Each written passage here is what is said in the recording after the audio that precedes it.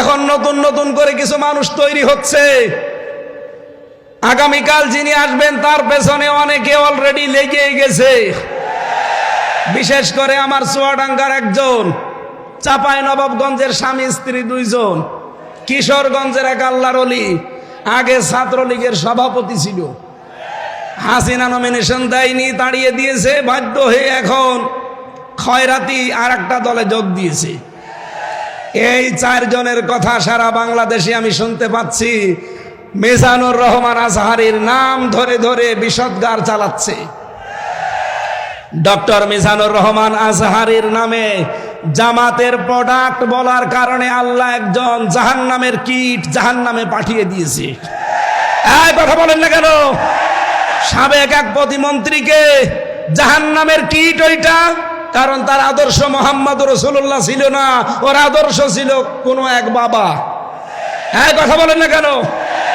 সাফ কথা বলছি, বাংলাদেশে যার আদর্শ বিশ্ব নবী নয়, আপনি মরে গেলে বিনা হিসাবে বিনা বিচারে জাহান্নামে যাবেন।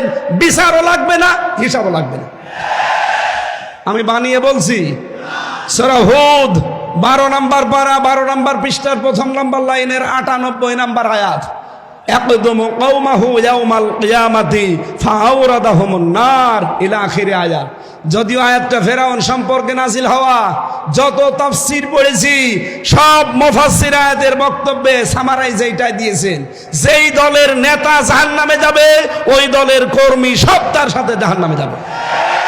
আপনি এবার বিবেককে জিজ্ঞাসা করে দেখেন, আপনার নেতা কি জান্নাত পাওয়ার মতো? আপনি এমন নেতার আদর্শ মানেন যার রাত 9টার পরে ঠিক মতো পা মাটিতে পড়ে না। তাল গাছকে ধাক্কা দিয়ে বলে, ভাই সাইড দে, আর কতক্ষণ দাঁড়াবো? এই কথা বলে না কেন? এই জন্য রাজনীতির গন্ধ না খুঁজে মাওলানা আজহারীকে যারা জামাতের প্রোডাক্ট বলে চালানোর কারণে মারা তো গেছে, আমার মনে হয় অলরেডি ও জাহান্নামে চলেও গেছে। কারণ তার আদর্শ যেহেতু বিশ্বনবী ছিল না, যার আদর্শ নবী মুহাম্মদ রাসূলুল্লাহ না, সে কোথায় যাবে? আরো জোরে বলেন।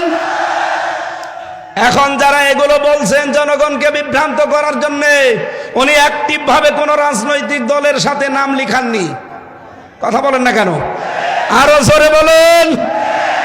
আরে ভাই, এই গত 4 দিন আমরা যারা কথা বলছি, মাওলানা আব্দুল্লাহ আল আমিন, মাওলানা কামরুল ইসলাম সাঈদ আনসারী, সাজ্জেদ কামাল উদ্দিন জাফরি হাফিজাহুল্লাহ, আমি আমির হামজা সহ, যদি কোনো ট্যাগ আমাদের পেছনে দিতেন, তাও হয়তো কেউ বিশ্বাস না করুক, শয়তান হালকা বিশ্বাস করত।